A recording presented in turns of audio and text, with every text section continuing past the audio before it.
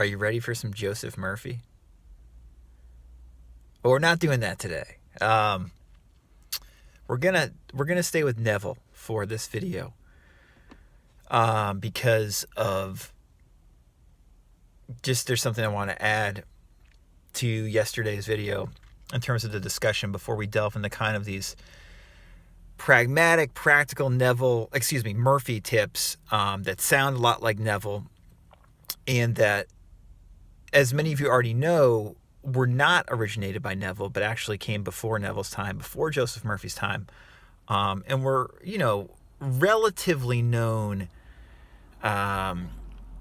manifesting, mental healing, law of attraction, whatever term you want to use, relatively known techniques throughout the early part of the 20th century. And something that, if you are familiar with the New Thought movement or familiar with my main man, Emile Coué, you're going to recognize that these techniques that both Neville and Joseph Murphy talk about are not unique to them. They're certainly not unique just to Neville. And there's a lot of pragmatic value to them. Yesterday's video, obviously the title, I love to do clickbait titles. I'm trying to do more clickbait titles. I think we're about 2 videos away from the title being Neville Goddard's Big Penis. Maybe 3. Just kidding, probably. But yeah, I mean, in all seriousness, when I say, is Neville full of shit, you got to take that for what it's worth. I've said it before. If you're new to this channel, you might have not heard me say it. As far as I'm concerned, we're all full of shit. We all have a lot of BS that we spout, that we think we're right about, that we might be wrong about. And you have to take the fact that we are all in some way considerably full of BS and deal with that and find what works for you in regards to this stuff. And, just disregard and when you see stuff that doesn't resonate with you, just be like, you know what, I guess I kind of see what that person was saying, or I don't see what that person was saying. But I'm just going to disregard it and forget about it to the best of my abilities, and take what I find of value from that person. And Neville, to state the obvious, had a ton of value. In my opinion, Neville is much more of like a psychological, underrated, weird psychic ability, like these latent psychic physiological abilities that we have. Like there's all this weird stuff that our mind body can do that science is not aware of yet, that we perhaps never will be completely aware of. And Neville was a master at explaining that stuff and exploring it. As far as I'm concerned, a lot of the law of attraction, if not almost all of it, is really about that. These misunderstood psychic qualities that we seem to have as human beings that are just totally underappreciated and that most of us don't even begin to understand. It's not about like the deepest spiritual truth. That really is what yesterday's video was about. If I'm looking for like deep spiritual truth where it's like everything is good, life is perfect right now, and I'm like, oh my God, everything is good, life is perfect right now, I'm probably not turning to Neville for advice. It's okay if you do, but I'd rather turn to somebody like Byron Katie or Nisargadatta Maharaj, or, another one of my buddies. I'm kidding, he's dead. But U.G. Krishnamurti, like just somebody like that. I find that kind of wild, spiritual, crazy wisdom to be much more freeing for me when I hear it than Neville's stuff, or Joseph Murphy's stuff, or Coué's stuff, or any of these law of attraction teachers' stuff. That stuff, the law of attraction stuff, is much more about these amazing latent psychic qualities we seem to all have and that we can cultivate. And that's amazing. And Neville is just about better than anybody in modern times in explaining this stuff. Maybe he's the best at it. So today I want to read from, this is the first book of Neville stuff I ever edited. I often tell people, if you want to get into Neville, if you're getting into Neville, or if you just want to like refine Neville's practical teachings, just read 5 lessons. But if you want to get even more refined, you can just read that book, Manifesting Miracles, that I did back in 2014. Because Manifesting Miracles is just at your command, which is the first book that Neville ever wrote. Very short. It's great. And it's just the 36 questions and answers from the 5 lessons sessions.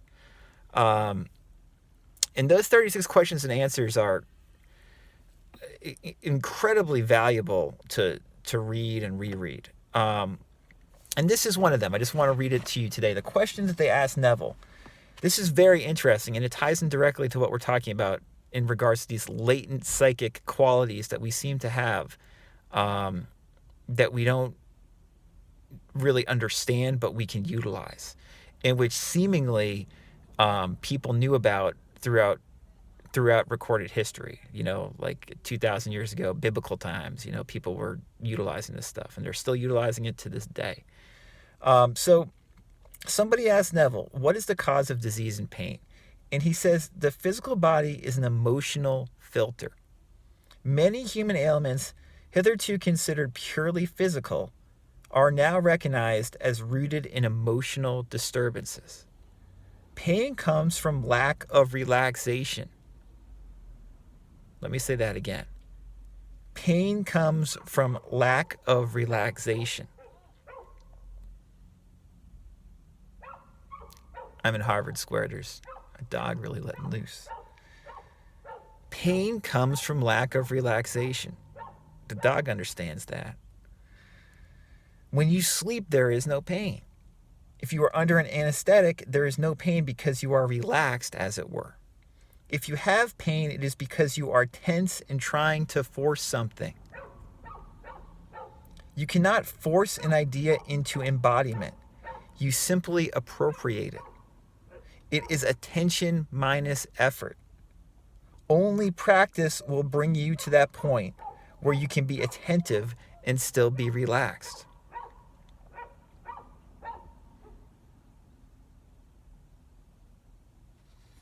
Attention is tension toward an end, and relaxation is just the opposite.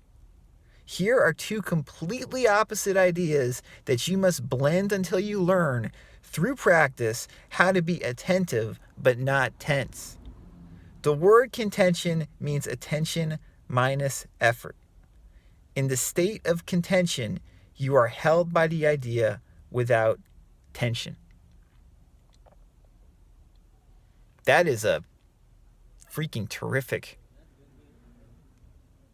answer to what is the cause of disease and pain. Especially from this, this psychic, not understood, like these mental mind-body qualities that we have. This is really what I resonate in a way most with in regards to Neville's advice in terms of applying it. I wrote relax more, try less, because I understood a little bit of what Neville was talking about here. And I still to this day do not hear that many people like on YouTube talking about this answer that Neville gives. Like, this is so much more interesting to me than like this concept of like everybody is you pushed out, or even like living in the end. Like this idea that pain comes from lack of relaxation. If you have pain, it's because you are tense and trying to force something. You cannot force an idea into embodiment. You simply appropriate it. It's attention minus effort. I mean, this sounds so much like what Coué is talking about in regards to like the law of reversed effort and how the imagination always overwhelms the will if they are working against each other, and how you want to figure out how to have your will work alongside your imagination, because your imagination is really controlling the ship ultimately. And Neville makes this really, really astute point when he says only practice will bring you to that point where you can be attentive and still be relaxed. In other words, it takes practice to get more and more used to doing this in your life. Here are 2 completely opposite ideas, he says, that you must blend until you learn through practice how to be attentive but not tense.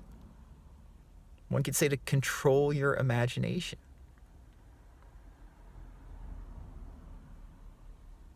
And he says this fascinating thing. He says the word contention means attention minus effort. In this state of contention, you are held by the idea without tension.